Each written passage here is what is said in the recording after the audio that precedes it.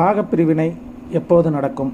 ஒருவருடைய குடும்ப சொத்தை அண்ணன் தம்பிக்குள்ளே பாகம் பிரிச்சுக்கிறது, அதை முறையாக பாகம் பிரிக்கக்கூடிய அமைப்பு என்பது 12 லக்னங்களுக்கும் எப்படி எந்த காலத்தில் அப்படின்னாக்கா, மேச லக்னத்துக்கும் கன்னி லக்னத்திற்கும் அவர்களுக்கு செவ்வாய் திசை நடக்கும்போது பாகப்பிரிவினை நடக்கும்.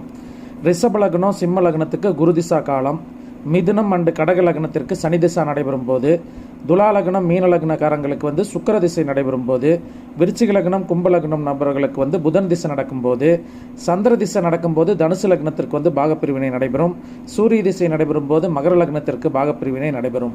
பூர்வீக சொத்து இருக்கக்கூடிய நபர்கள் இக்காலகட்டத்தை அனுசரித்து தங்களுடைய பாகப்பிரிவினையை எதிர்கொண்டு எந்த ஒரு சச்சரவுகளும் இல்லாமல் இக்காலங்களில் பிரித்து கொள்வது சிறப்பு. இயல்பாக இந்த திசை நடந்தால் பாகப்பிரிவினை செய்ய வேண்டிய அமைப்பு என்பது உங்களுக்கு ஏற்படும். பயன்படுத்தி வெற்றி கொள்ளுங்கள். நன்றி, நமஸ்காரம்.